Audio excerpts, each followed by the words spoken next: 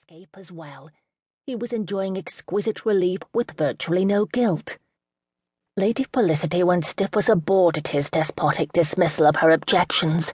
He preferred going to the backwater of the world rather than remain in London with her, damn him. She carefully swallowed an acid reply and managed to say with reasonable good humour, "But Ian, you have told me yourself that you don't even know these people. And you know the Scots, nasty barbarians, all of them. I can't believe they'd welcome an Englishman. Why don't you just send your solicitor, Jack, in to see to things?" The Duke gazed into the soft leaf-green eyes, slightly slanted at the corners, eyes that reminded him so much of his first wife's. No, he wouldn't think about Marianne, not now. It wasn't right. He had to forget Marianne. Surely once Felicity was his Duchess, she would take Marianne's place. She would make him release his hold on his long-dead wife. He said, "You just might be right, my dear, but nonetheless, it is my duty to at least visit Penderleigh Castle and determine what I'm going to do with the place. After all, these offensive barbarians, as you call them, are related to me, though somewhat removed in bloodlines." "I said they were nasty, not offensive." "Forgive me, the two words seem remarkably akin to me. Now the title comes to me through my great-aunt, whom, I understand, still lives at Penderleigh through some sort of bizarre Scottish legal ruling made some years ago. I regret to leave you alone during the height of the social whirl." At least he had the grace to avoid looking at her directly as he spoke. "But you know you can always depend on Giles to take you wherever you want to go. You like him. He's witty and light-hearted. He dances well. He knows every scrap of gossip in London. I have no idea how he does it." The Duke looked perplexed, then shook his head and grinned. "Can you bear that he wraps himself in a yellow-striped waistcoat with a row of huge silver buttons and plants a hunter-green coat over all of it?" He pictured Giles preening in that ensemble.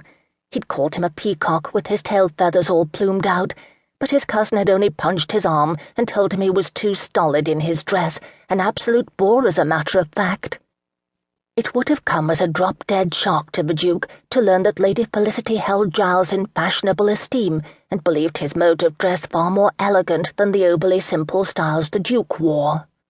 And she would have laughed in denial had he known that she considered Giles, with his slender, far slighter frame, less intimidating than the Duke. He didn't know that right at this moment Lady Felicity felt a cramp in her belly, remembering her brother Lord Sayer coarsely teasing her about the Duke when he'd been told by their ecstatic father about her betrothal. He had tweaked her chin in that hearty, loathsome way of his, all the while allowing his laughing gaze to flit over her petite body. "Well, little puss, the Duke is a man-mountain. I bravely took him on in the ring the other day, saw him stripped to his hide, you know. All hard muscle, my dear, not a patch of fat on him. Most noble proportions even in rest, if you glean my meaning, which I hope you don't, since you're a virgin and a ninny. I vow you'll have a lusty wedding night with him. You'll probably not walk straight for days." Felicity quickly looked away from the Duke, realizing that she'd been eyeing him with something akin to horror. She repeated to herself that Ian was, after all, a Duke. One didn't look at Dukes with horror. One admired Dukes. When she became his Duchess, she would be compensated for what she would have to endure in his bedchamber. She would give him an heir. She knew that was expected by everyone, including her fond mamma, who profoundly regretted that her little treasure would have to be violated by a husband. But then, surely, he would leave her alone and be content to dally with his mistresses. Lady Felicity managed to smile up at him. She knew it wouldn't be wise to protest his decision further. She had seen often enough how he would withdraw from her at any hint of opposition. She drew herself up confidently. When she became the Duchess of Portmaine, then things would change.